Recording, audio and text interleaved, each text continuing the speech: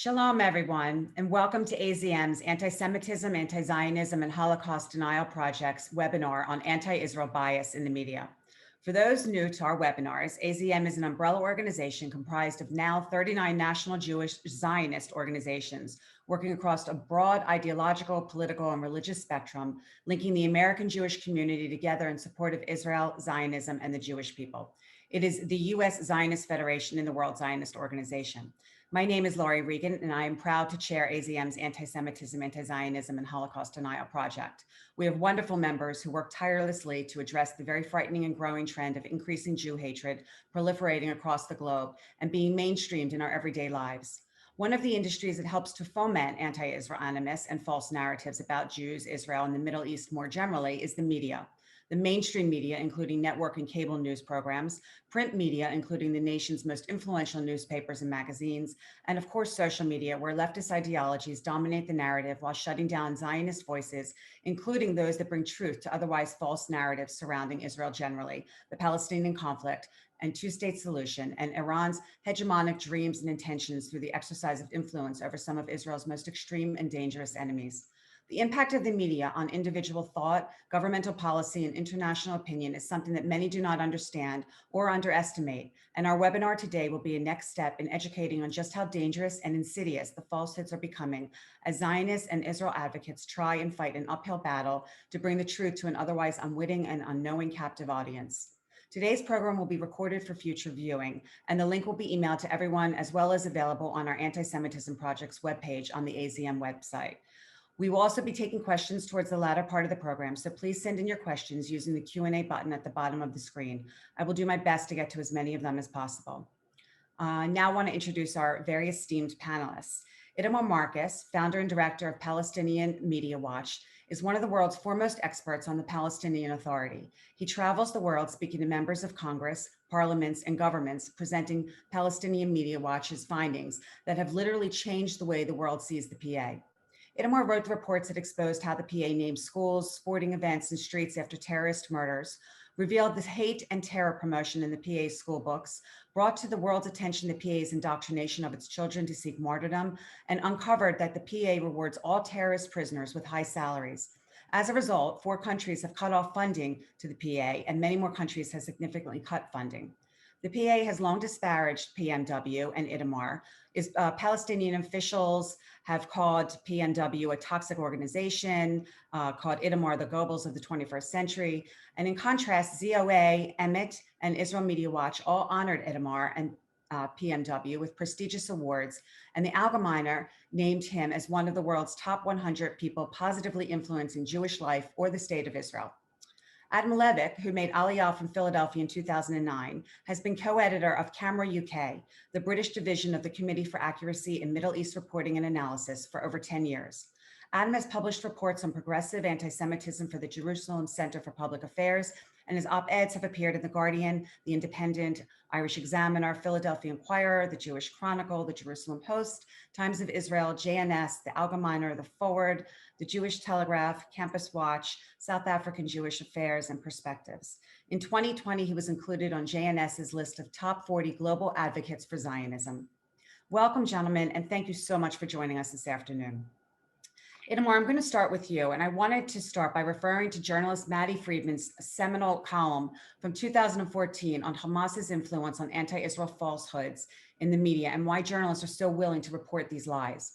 In his essay entitled "What the Media Gets Wrong About Israel," which was written in response to the reporting during the Gaza war known as Operation Protective Edge, Maddie recognized that Hamas had a certain strategy and that the strategy was predicated on the cooperation of journalists. He stated that this group of intelligent and generally well-meaning professionals ceased to be reliable observers and became instead an amplifier for the propaganda of one of the most intolerant and aggressive forces on earth. Your focus at PMW, Itamar, is on lies in Palestinian media, but of course it's the international journalism community that actually perpetuates the lies that Palestinians promulgate. Maddie's column is just as relevant to this latest war known as Operation Guardian of the Walls, during which the international press once again perpetuated the lies that the Palestinians disseminated. whether it was Jews are expelling Arabs from their homes in Shajara, the IDF unnecessarily invaded Al-Aqsa, or Jews are killing innocent Palestinian children. Can you share with us what really happened? What did PNW observe happening in the internal Palestinian world that was the actual cause of the war? Why are these lies so successful in framing the media's reporting on the conflict? And are journalists forced by Hamas to report their story? Okay. First of all, thank you very much, Lauri, for inviting me. And what I want to start with is really presenting what really happened, the story that was missed by the international community. And to do this, I really want to show some slides that I've put together. Just give me 1 second.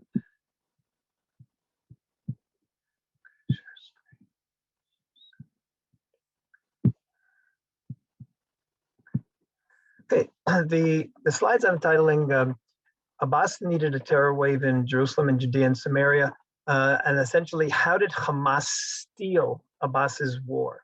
What was this war all about? And this is what I want to show you. The war actually started many months before with the following: when under Western pressure, Mahmoud Abbas announced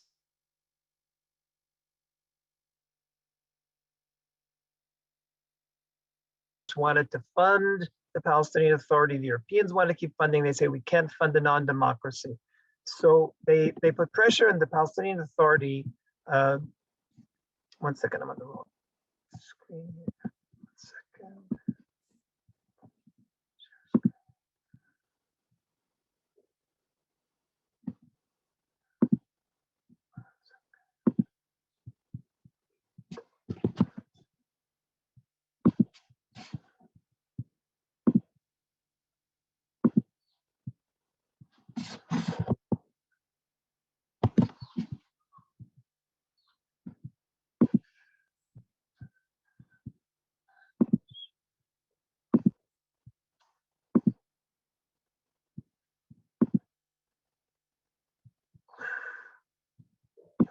Okay, here, I'm sorry, I apologize.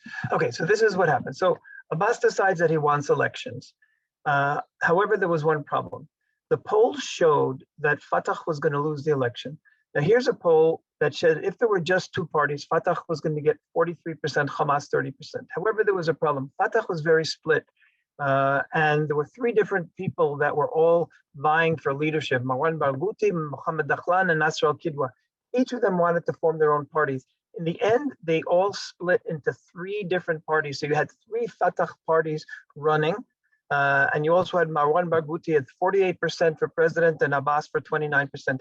So what happened was Abbas realized that Fatah was going to lose the war, was going to lose the election. So what did he do?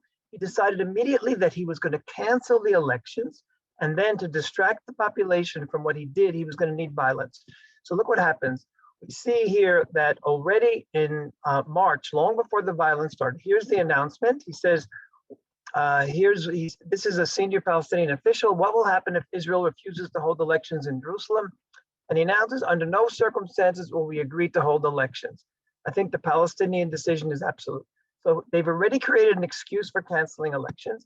At the same time, they start promoting violence even before they actually canceled elections. So here's a video that they ran 10 times in a matter of just literally 4 days.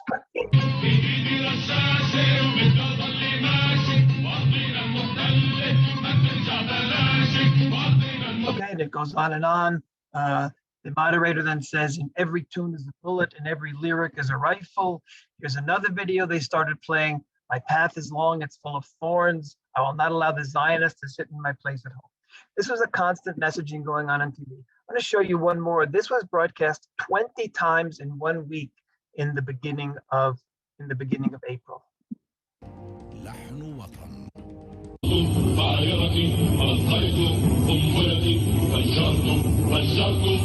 Okay, detonating explosive belts, suicide belts. This is all happening on PATV when there's no war going on. Intense incitement, more than the general incitement. Why? We understood at PMW that he definitely wanted violence. Keep getting messages that Fatah is going to have to cancel the elections if Jerusalem isn't included. Now, they knew Israel wouldn't allow Jerusalem to be included because Hamas was running, Islamic Jihad was running. So this is what was going on in the PA world. Now, as they get closer to the canceling of the elections, he creates the artificial crisis around Damascus gates. Then you have videos like this on Palestinian TV.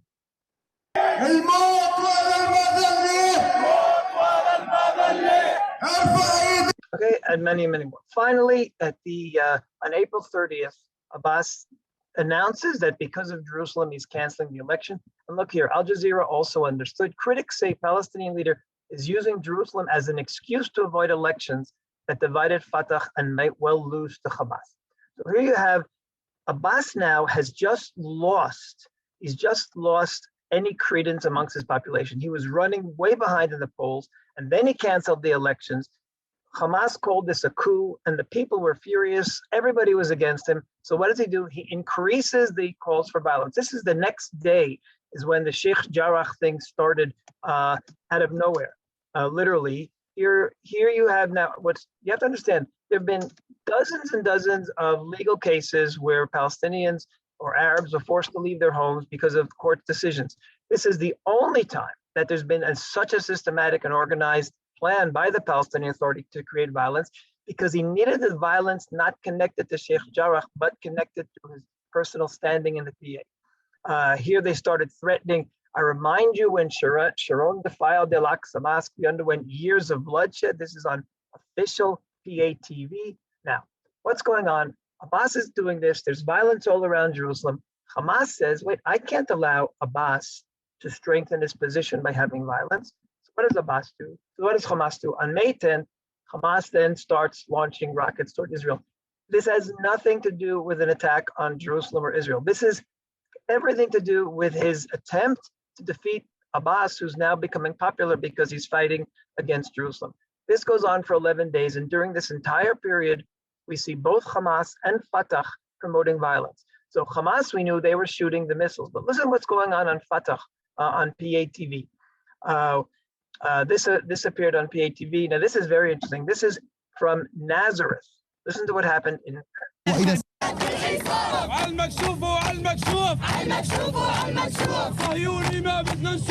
These are Israeli Arabs on Palestinian TV saying we don't want to see a Zionist here. And this was part of what happened. Israeli Arabs joined this violence. Abbas goes on TV and salutes the rioters. Palestinians called for more violence. Oh, mother of the martyr, if only my mother was in your place. Constant promotion of violence. Fatah calls for processions of rays. I'm trying to give you a sense how intense this was. They were fighting each other by attacking Israelis, calling for expanding the scope of the confrontations, and more and more and more. Finally, May 20th, there's a ceasefire. Both Fatah and Hamas claim victory. Here, this is Hamas first. This is Ismail Haniyeh, Hamas leader. I announced to you this mighty victory that was recorded by the heroic resistance. The battle will have a continuation, etc. So this is Hamas, Fatah, the very same time. What proper victory celebrations could there be without applauding Yasser Arafat from a historical perspective? Okay, so this is what happened.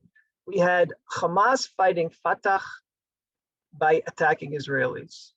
Fatah fighting Hamas by attacking Israelis. Israelis were the victim, but we weren't even the reason for this battle. That's the tragedy that happened here. Now, look at the polls, and it confirms everything I've been telling you. This is a poll that was taken after the war was over. 66% of Palestinians believe that Abbas postponed the elections because he was worried about the results. Only 25% think he postponed them because of East Jerusalem.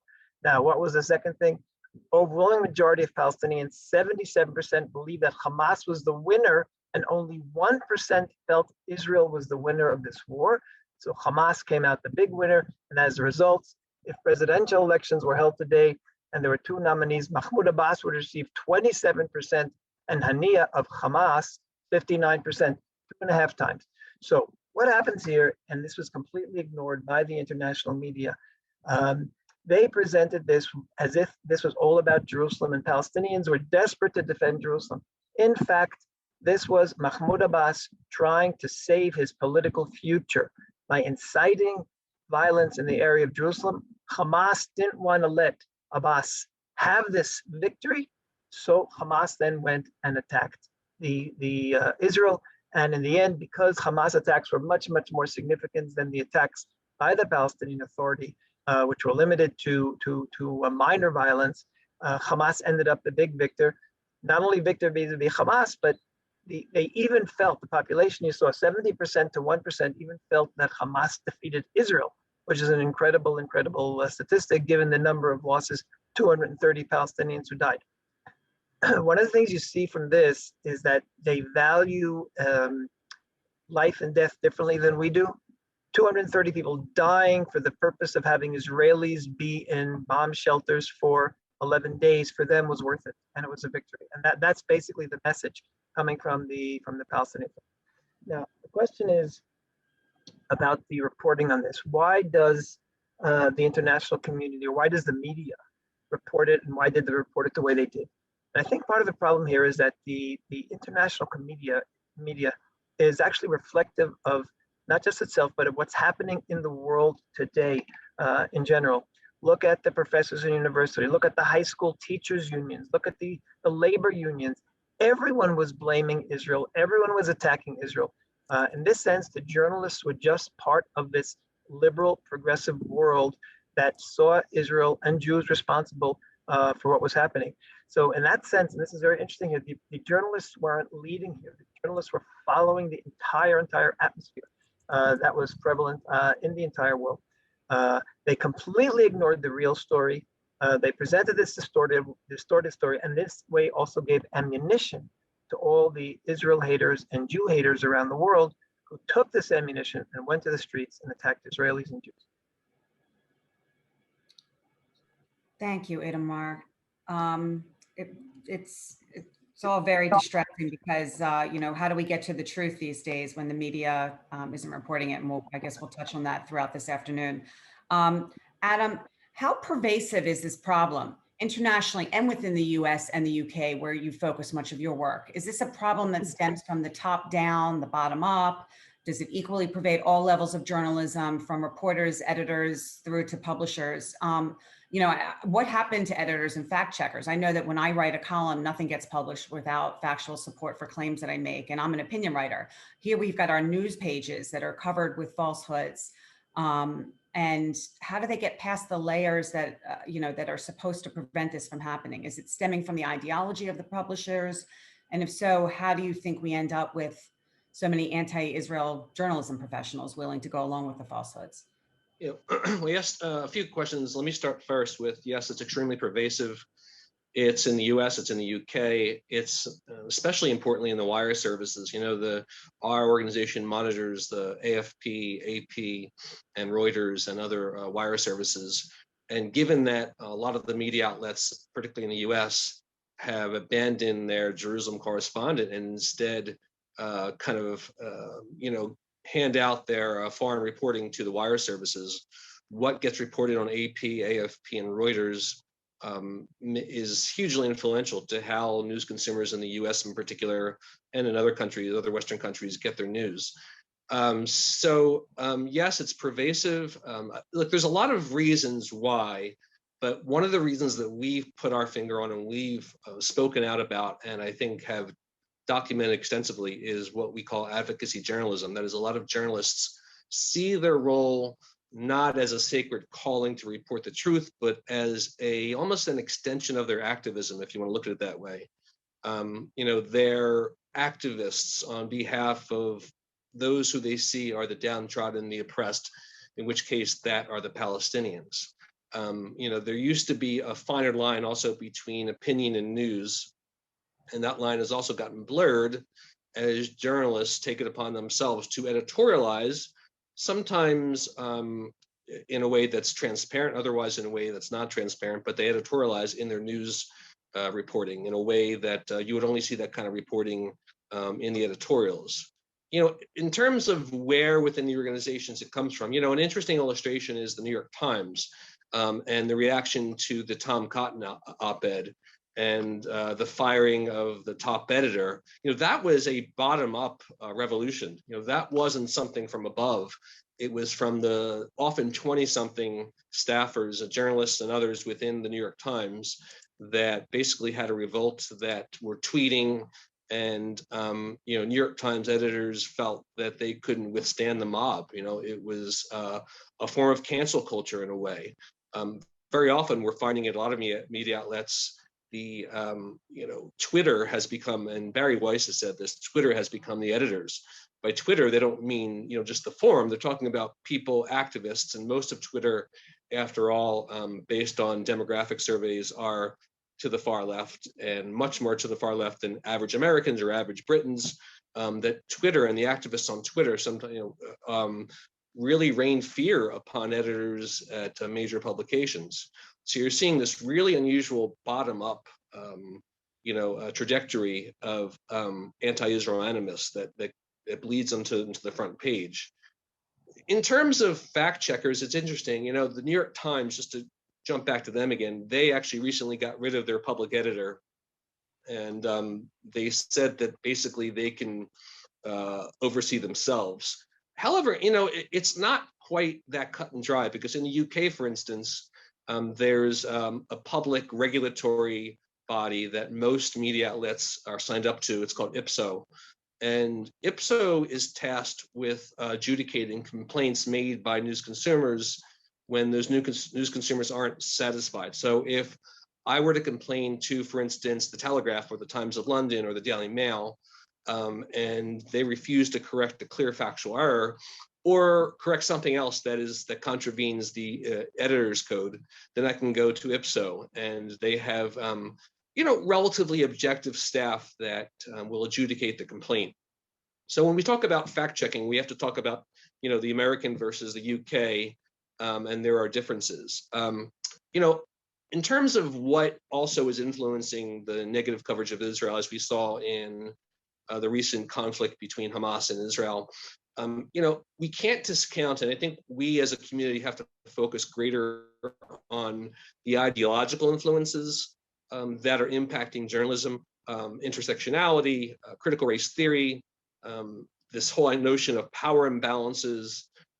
Journalists feel that they're speaking truth to power, that their role is to, they view the conflict in terms of a binary between the Israelis who have the most power versus Palestinians who have less power. And if you're seeing your job essentially as someone who's, speaking on behalf of what you see as the powerless, you're not going to come into the job. You're not going to report credibly. You're not going to adhere to standards of accuracy. You're going to be an intellectual and political activist. And I think we can't downplay the role that critical race theory and theories that believe that truth is subjective has on the end result, on what you see in the newspapers and online. So in addition to that, there's also something a little less insidious, but also equally as inconsistent with honest reporting, and that is, the echo chamber effect. I think a lot of journalists hang out with other journalists, and they tend to take the path of least resistance. That is, they're influenced by the values and the work of other journalists. And I think probably within most foreign journalists working out of Jerusalem, the last thing you want to be seen as being pro-Israel. So I think there's this, echo chamber, this feeling that they really don't want to be seen as being pro-Israel advocates. So the path of least resistance in this case is, reporting more favorably from the Palestinians. So there are a lot of dynamics which I spoke of, and all of them I think have a serious impact on what you see reported in the newspapers. But again, I just back to the fact, I hope we spend a little more time talking about it, but ideological factors, I think, is kind of where I think the next path of advocacy should be centered on. I think what we're seeing now in the K through 12 schools and universities, the pushing of these really radical ideologies, I think is going to eventually lead to, if it hasn't already, to journalism schools and into the editors' meetings. And we have to really understand what these ideas mean, and we have to understand how to fight back against them. You make some excellent points, and I will follow up with you shortly on something that you just touched on regarding the journalism schools. But Itamar, Adam did talk about the New York Times, and a couple of the statements that he made, and I really want to focus in on the New York Times because it remains the paper of record for many in the US, mostly on the left, but sadly the vast majority of Jews. And I remember when I gave up my New York Times subscription in 2003, when I was sick and tired of reading the anti-Israel lies. And I had friends on the train look at me and you know, like, why don't you read the New York Times anymore? And it still astounds me that Jews continue to subscribe to this publication and other local papers that print falsehoods while watching, you know, they watch cable and network news reports that also have bias and are not based in reality at all. There's this Pallywood, which is Palestinian production of fake stories, videos, and photos that are consumed daily because mainstream media outlets simply reprint them without checking. The culmination of this, I think, really became very self-evident when the abhorrent New York Times front page story was published accusing Israel of killing dozens of innocent Palestinian children in Gaza through military aggression, and it was replete with photos and personal stories of these quote unquote children, but which was a complete and total scam that they had to walk back. Can you share with everyone your thoughts on how the world's largest publications get away with blatant lies, and again, the no fact checking that Adam, we were just talking about, you know, corrections that are too little too late, printed on, you know, the back pages, and how is it that the Palestinian lies in their local publications become the story du jour in international publications? I think I'll put the journalists, the Israel bashing journalists, into three different categories. The first category are those journalists and people as well who fundamentally hate Israel or hate Jews.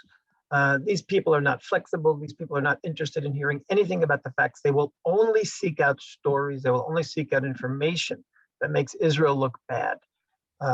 If they hear something that doesn't make Israel look bad, they will ignore it or decide that it doesn't exist, or they will decide that it's not true.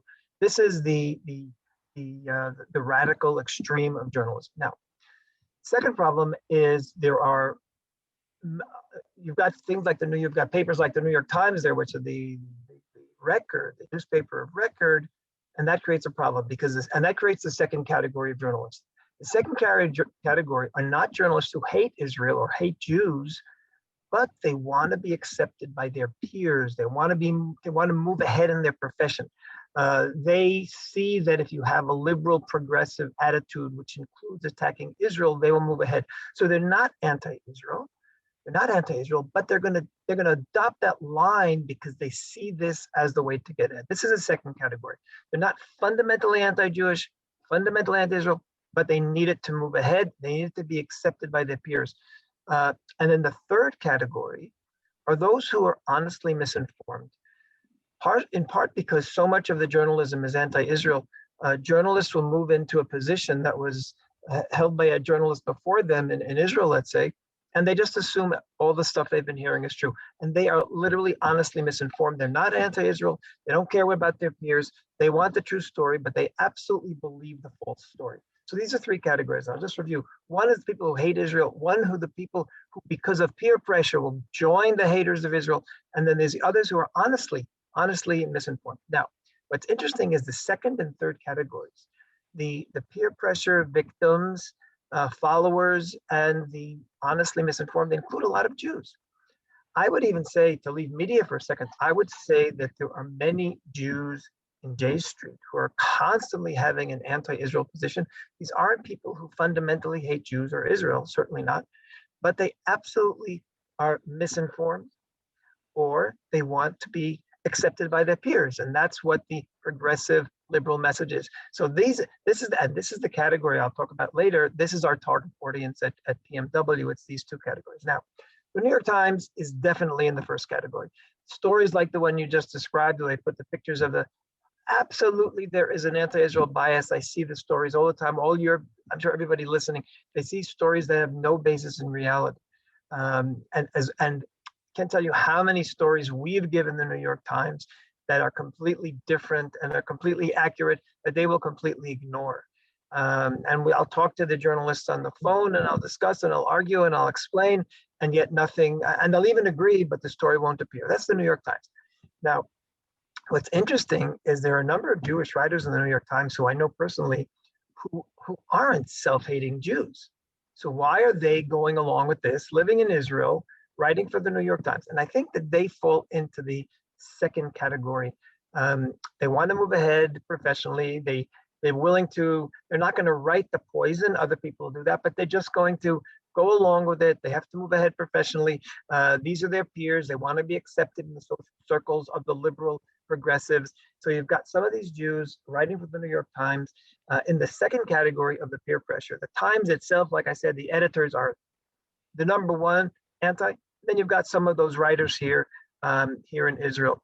Now, how do they get away with it?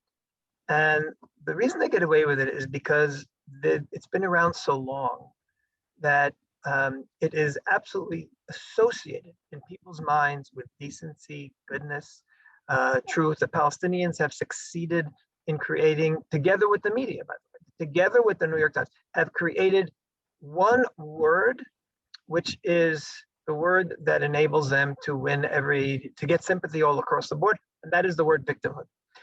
That is really the only fundamental of Palestinian ideologies, their victimhood. So if it's Sheikh Jarrah, it's a victimhood. If it's the quote-unquote apartheid wall, it's victimhood. If it's checkpoints, it's victimhood. If it's settlements, it's victimhood. In other words, everything is presenting them as being abused, as being victims. And in today's world, victims are honored. Victims are people who deserve our sympathy.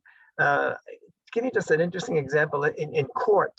Let's say there's someone who's convicted of being a rapist, and later on, and when it comes time to sentence the person will argue that, or bring documentation that he himself may have been raped as a child, and then that will be used for his defense. A victim has a tremendously positive status in American society, in Western society, and that's where the Palestinians have succeeded. They've succeeded in creating the victimhood. What we try to do, and I'll talk more about this maybe a little bit later at PMW, is show the honest world of the Palestinian Authority, accept that the Palestinians are victim, but then twist the responsibility or shift the responsibility from Israel to the Palestinian Authority. Yes, the Palestinians are victims, but Israel is not the one who victimized them. It's their own leaders, it's their own people. And like I said, we can talk more about this later. Thank you. There is a lot packed into all of these questions that I'm asking and all of your responses, and I hope we do get to drill down on that, because there is. I will follow up with you, because while the Palestinians have succeeded in their narrative as victims, unfortunately, Israelis have not, and hopefully we'll get to talk about that in a little while. Adam, your colleague Itamar Sternthal, she wrote a column describing basically the end of what she called, quote unquote, ethical journalism in the context of the bias reporting by the Columbia Journalism Review, which is the publication by Columbia University's Graduate School of Journalism, which is regarded as one of the most respected journalism schools in the country. Her column centered on a letter which was signed by literally hundreds of journalists from across the country, demanding that news organizations be more anti-Israel than they already are, and that she described as calling for, and this is her quote, grossly partisan coverage that highlights what it calls Israel's military occupation and its system of apartheid, and completely rejects the values enshrined in the code of ethics of the Society of Professional Journalists, an indispensable bulwark safeguarding responsible journalism. In short, the letter is an abomination to ethical journalism. What has happened to journalism's code of ethics in the context of reporting on Israel? And can anything be done to reverse this tide to where we are today? As someone who's been studying and working on these issues for more than a decade, Adam, do you believe that journalism is dead? I think journalism is in serious decline, and I'm more concerned than I even was a couple of years ago. You know, the article that my colleague Itamar wrote was, you know, coming from a place, I don't know if many of you know, but Itamar worked as a journalist for a lot of years in the Boston area. And she wrote that as a plea, you know, like that there was a time that she remembers not that long ago when journalists took the profession, you know, again, as a sacred trust, as they took their ethical responsibilities seriously. A lot of the newer journalists, a lot of the younger journalists who aren't necessarily wedded to that culture of truth, the culture of fact checking, the culture of treating stories fairly and in an unbiased manner, that those people are having a lot more influence within the news community. And that's a huge problem. It is. There was a while that we within the pro-Israel community were fighting, to get the truth about Israel out there. But I think that we've devolved to a point where we're fighting a bigger battle. We're fighting what's known as epistemic relativism, which is that the position that knowledge is valid only relative to a specific context, society, culture, or individual. That is, we're fighting the notion that there is such thing as truth that can be ascertained through careful reporting, careful examination, and careful research. So, I would say the fight is a greater uphill battle than it was, because we're fighting the very notion that truth exists. So it's I would say a moral and intellectual crisis that goes beyond journalism. It's filtering from culture into society, into politics. And it's more than just journalism, but to the degree that journalism has a profound impact on and shapes the views of millions upon millions and billions of people, both towards Israel and Jews, it's a profound dilemma. One of the terms that those journalists who signed that letter that my colleague Itamar Sternthal talked about was an interesting term. They spoke about the need for advancing contextualized truth. Now, any term that uses a modifier before the word truth is problematic. But contextualized truth, based on my research, is an academic term, but it basically means that truth is subservient to the broader story. It's subservient to personal histories, to personal narratives, to individual experiences with oppression. That, like Itamar said, people's victimhood trumps truth, that their personal stories count more than necessarily what the facts were. And I see that, I read dozens of news articles a day. And, in prestigious publications like, say, the Financial Times, even, not just The Guardian, who we know is pro-Palestinian and anti-Israel, but Financial Times has adopted also this same, victim's tale narrative that trumps any claims to a careful analysis of what's going on in Israel and the Palestinian territories. So when narratives trump historical accuracy, I think we're in serious problem. And but I do want to say that, I think we have no choice. We have to continue fighting, and we don't intend to give up. I just think we have to identify what the problem is before we can fight it. And we still believe, though, as you say, the correction might run on page 37, those same corrections do appear on the online version. And once it's online forever. So I still think the day in, day out grit work of reading carefully, reading critically, complaining to journalists, complaining to editors, taking the complaint to the next level of adjudication is extremely important. And we must win this fight. We're certainly not going to give in to the vice of defeatism. We have to go in each day and fight the lies, even though they are more deep-seated than they once were. Now, I think that the work that you all do at Camera and that Itamar does at PMW, and there's some other organizations, are critically important to bring truth to, where it's not, it's sort of lost its way. Itamar, you shared some of what PMW discovers and reveals, but is your work successful in the sense that at least it slows down the perpetuation of lies and stems the tide of anti-Israel hate? And in that context, can you discuss what you call Palestinians and why, until Israeli leaders and international policymakers learn to speak it, Israel will forever lose the information wars? So PMW is very successful with the third category that I mentioned to you. That's the category of journalists who are honestly misinformed. And it's not just journalists.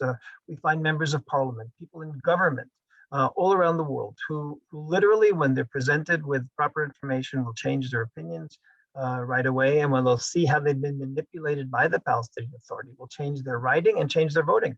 I'll give you an example.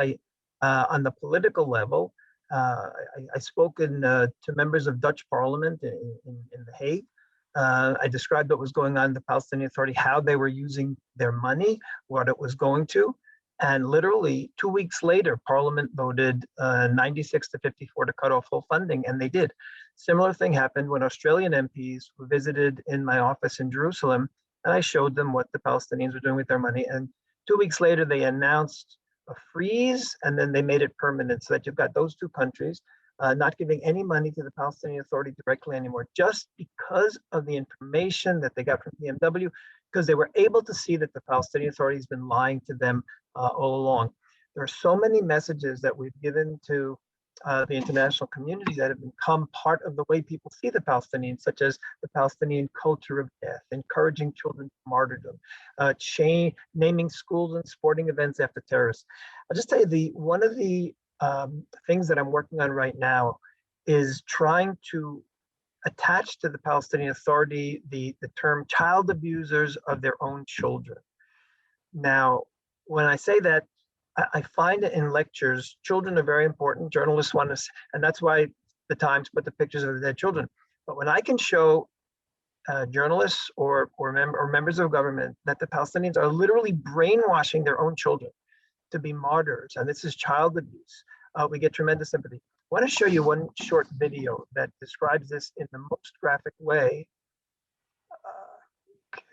Can you just give me a share screen possibility again? Yep.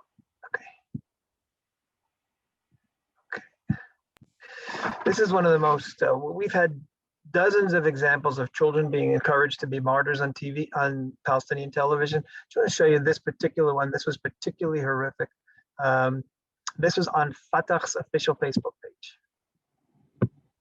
فأمه وعدته بهدية إن هو أنهى طعامه تساءل بجنون ألعبة تكون أقبلت أمه بطلة بهية تحمل الهدية نظر إليها فإذا بها بندقية صاح بأعلى صوته يا أمي يا أمي ما هذه أهذه هي الهدية ضمته إليها واحتضنته بيديها وقالت يا بني لم نخلق للسعادة فأنت في نظري مشروع للشهادة فالقدس لنا وسلاحنا إسلامنا وذخيرتنا أبناؤنا.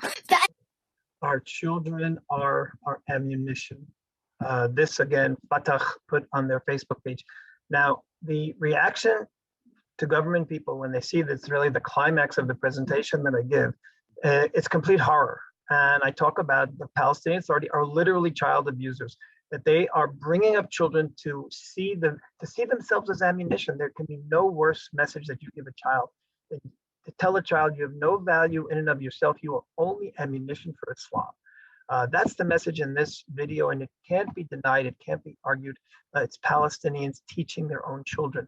I showed this a week ago. I was in Congress, and I showed this to members of Congress, Democrats and Republicans, the whole presentation, and they were horrified. In fact, one of the Democrats immediately, when he saw this video at the end of the presentation, he said, everybody has to see this, and he invited me to come back to Congress to make a presentation too. He said, I want to get together a large group of members of Congress to see all this material.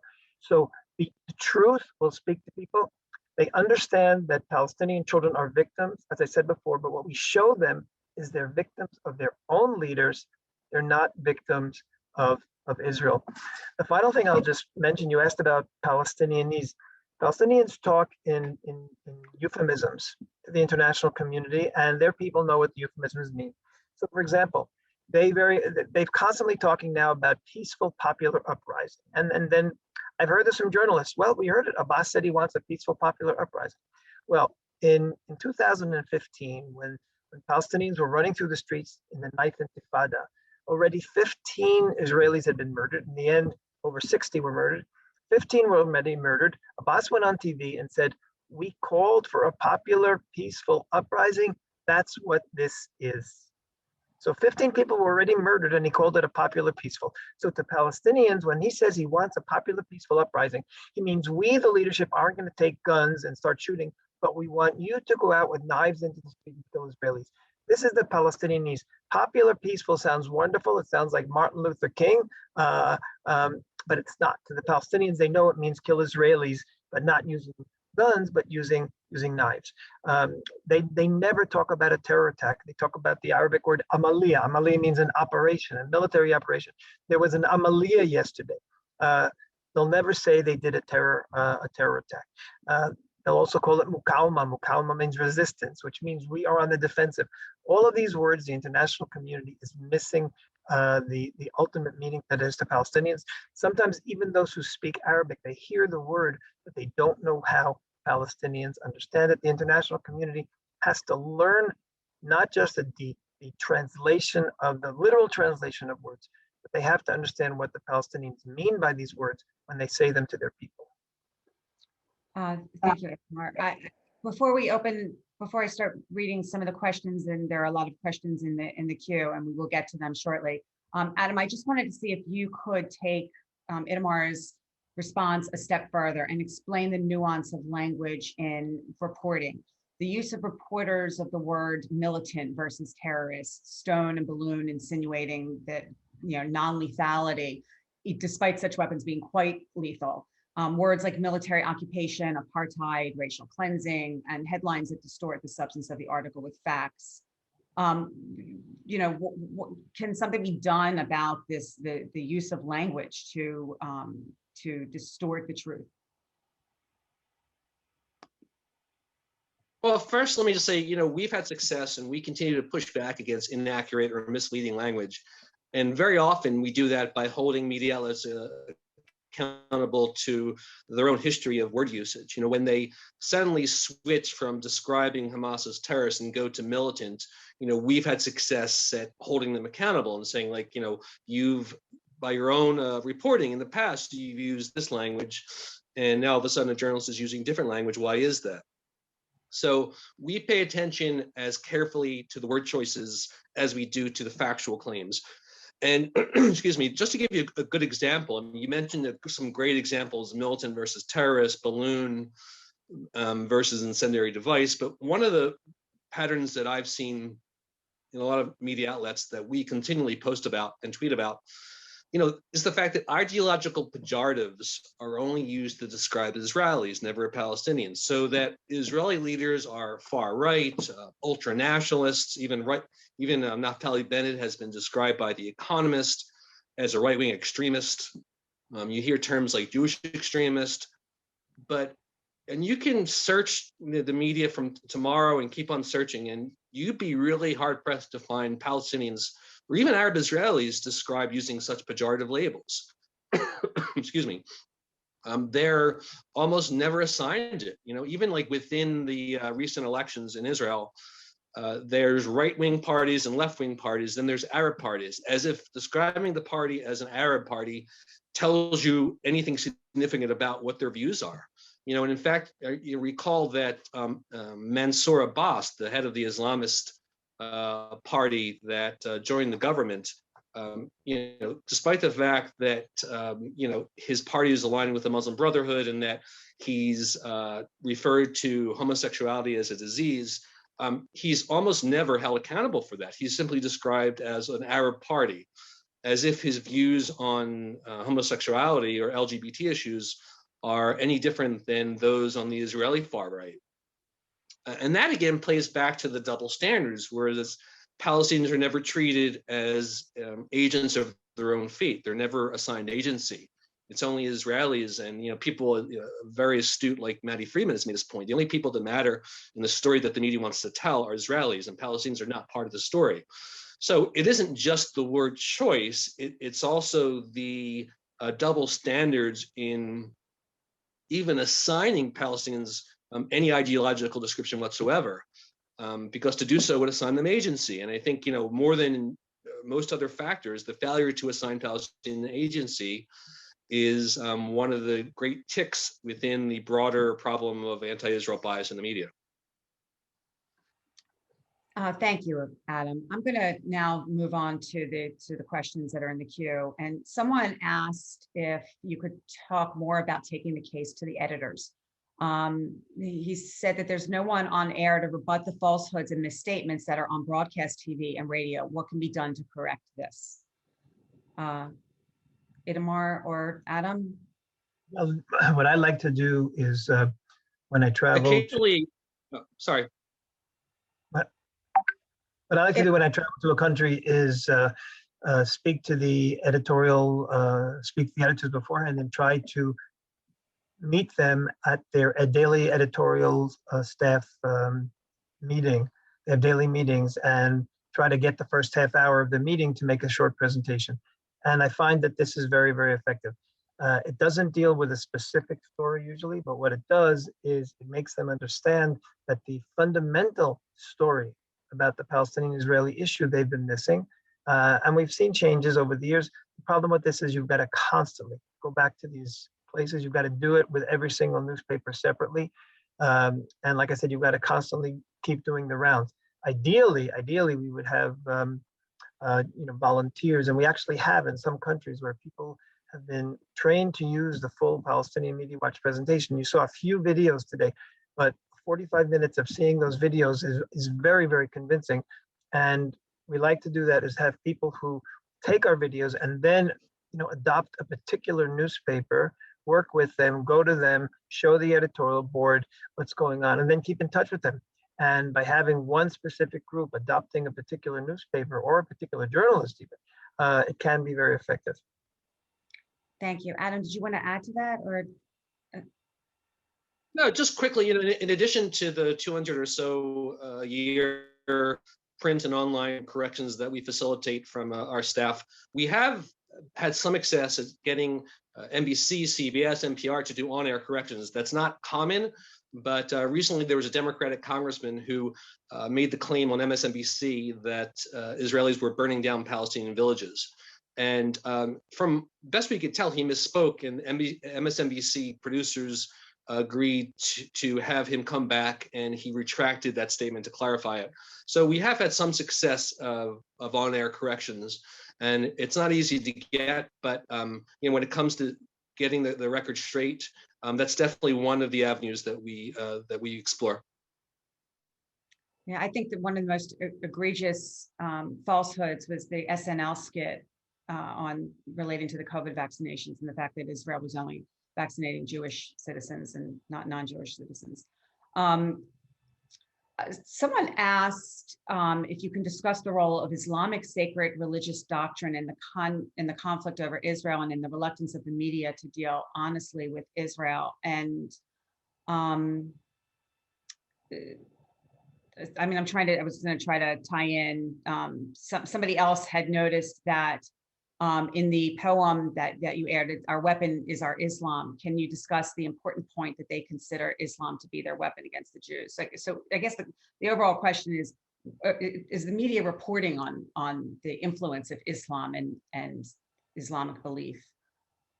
So first of all, the reason why that would appear in a video is because the one common denominator amongst the entire Palestinian society, being Hamas, probably not that we would address. Sorry. There's a bit of delay. Go ahead. So the reason why you would see that about Hamas is because Islam is the one common denominator is the one common denominator amongst all Palestinians. Be it Fatah, Hamas, the Palestinian society is, in all public opinion polls, is 95, sometimes 98% say that religion is important to them. So it's a very religious society. So since the beginning of the Palestinian Authority in 1993, we've been noticing that when the Palestinian Authority wants violence or wants hatred, they primarily don't focus on nationalistic issues, they focus on Islamic issues. They quote Islamic sources. If Islam says the Jews are evil, then you can't argue with it, you can't question it. If you give a judgment call about some nationalistic issue, then you could question it. And this is why the Palestinian Authority, including Mahmoud Abbas, including the so-called secular leaders of the PA, they're constantly using Islamic terminology. That's why Fatah would have that in that video. This child is part of the ammunition for Islam. So what happens is you've got Palestinians using Islamic terminology to promote hatred and attacks on Israel. And then the international community or the journalists say, we can't critique that because that's what they believe. If that's what they believe, then they have a right to believe it. And therefore, we're not going to critique it. The issue of Jerusalem, for example, and the old city and the Al-Aqsa Mosque, the PA defines the Al-Aqsa Mosque as not just the mosque itself, but the entire Temple Mount and the Western Wall. And they say that they have the rights to the Western Wall as well, and that Jews have no rights to it under Islam. Now, you tell this to a journalist, and a journalist say, well, if that's what they believe, then they have that right to believe. So you see, it's a double-edged sword and a very powerful sword. On the one hand, they convince their people to hate Israelis. On the other hand, the journalists won't touch it because they say, well, we're not going to critique their Islam. Adam, did you want to add to that, or? I just add to what Itamar said. Yeah, look, the topic of Islam is a big issue, and we don't claim to be experts in Islam, and so we try not to comment on issues that we're not experts about, but we do comment on, and we do try to stress at every opportunity the empirical data showing that that countries in the Middle East, including the Palestinian territories, are among the most anti-Semitic societies in the world, based on polls done by Pew Global, based on polls done by ADL. You know, ADL's global poll of anti-Semitic attitudes found that the Palestinian territories have the highest rate of anti-Semitism of any territory on the globe. Something like 93% of the population hold anti-Semitic views. So whatever the motivation to that anti-Jewish racism, whether it's religious or whether it's secular, you know, the point is, in a media landscape in which the word racism is used so frequently to tar Israelis, it really takes a lot for journalists to ignore the data pointing to the fact that by any standard, the countries surrounding Israel, especially the Palestinian territories, are among the most anti-Semitic in the world, and that is a huge factor behind the continuing conflict, and one of the lead problems behind resolving the conflict. And I think that's something that we try to tell as often as possible, because it's a story generally not told by the mainstream media. Thank you. Somebody asked, oh, by the way, Itamar, somebody asked if you could put the link to that video, maybe either in the chat or is it if they can easily find it on the PNW website. I think I'll find the link. Okay, thank you. A couple people have asked whether there's a legal avenue to addressing these issues. You know, can you sue? And I don't know who the you would be. I don't imagine that the Israeli government's going to start suing the New York Times. So what are your thoughts on libel actions or any other lawsuit type legal actions? Is that something that's been considered? Look, within the UK context, as I said, we go the route of the public media regulatory body, IPSO and Impress and Ofsted, these groups that adjudicate complaints. So, it's not a lawsuit per se, but it is using a mechanism and an organization that operates under the color of British law to get journalists and editors to abide by the editor's code. In general, and this is more my personal belief, I grew up in America. I tend to believe that the First Amendment is sacred. I would be opposed to anything that would have a chilling effect on speech. I'd rather persuade than use the law to get people to, to write something that's more accurate. There might be specific examples where there might be exceptions, but in general, I don't think the law is a good way to go. Okay, so we're getting close to 1 o'clock, and I'm going to read maybe one or two more questions if people want to stay on for a couple extra minutes, and then we'll wind up the program. But there are a lot of questions in the queue, and somebody asked regarding parliamentarians, doesn't government intelligence provide them with accurate information about what is really happening? Do they have to hear it from places like PNW? The answer is absolutely not, and I'll even go beyond that. PMW, very often in foreign countries, we are asked to also brief security services. I've briefed numerous times and actually given lectures to FBI during courses that they were taking. There's there's a general shocking lack of awareness of what's going on in the Palestinian world. And when we meet, and I even go beyond this, even when we meet with Israeli members of Knesset and Israeli people in government, it's from us that they get the information. When Israel was, the United States passed the Taylor Force Act to cut off funding to the Palestinian Authority because they pay salaries to terrorists. And then we spoke to members of the Knesset to do the same or an equivalent type law here. And it ended up, they invited me to come to the Security and Defense Committee, the Foreign and Defense Committee, to actually make the presentation to the members of Knesset to give them the information. They had no idea. They had no idea that this was happening. So this is something that we've seen. I've met with people over the years, even in Prime Minister's office, giving information. In fact, Prime Minister's office uses videos that we have supplied them. Over the years, they'll use them in meetings with foreign governments, because no one is doing it in this kind of a systematic way, and it's unfortunate. It's unfortunate, but we're very happy to fill that void. We fill it, like I said, we fill it for the United States, we fill it for European countries, and we fill it even for the Israeli government. Thank you. And the last question, a couple people have raised this, so I'm going to pose this question to you all. That the problem I see is that a large number of young American Jews believe Israel is an oppressor and apartheid state. And then somebody else added that a news service report came out today that 25% of American Jews believe Israel is an apartheid state. If this is the belief held by 1 out of 4 American Jews, how do journalists stem this tide? And I don't know that that's even possible. Adam, you want to take a stab at that? Look, I will say that, kind of stepping back for a second, some of those stats are troubling, but I'd caution people against what's known in statistics as straight line projections. Just because some Jew in their 20s is anti-Israel and accepts anti-Israel rhetoric and propaganda doesn't mean necessarily that's going to be their view in their 30s and 40s or 50s. People tend to move politically as they get older. So while I think we certainly should be concerned about what the younger generation of Jews think about Israel and work to combat biases and work to embolden those who are strongly Zionist, I don't think we should necessarily assume that that they're going to hold these views when they get older. I think it's a battle, and we have to kind of engage them at every step. But I don't know that necessarily means that that generation is lost. I think that would be unwise to draw that conclusion. Itamar, do you have any thoughts on that before we conclude? Yeah, I think that a lot of those young Jews today are feeling tremendous peer pressure, and that's the second category I talked about before. Social pressure, they want to be accepted by their friends. Once there's a general atmosphere that Israel is a problem, they have to incorporate those to themselves, because they feel that this will enable them to have a certain social status and a social community that's important to them.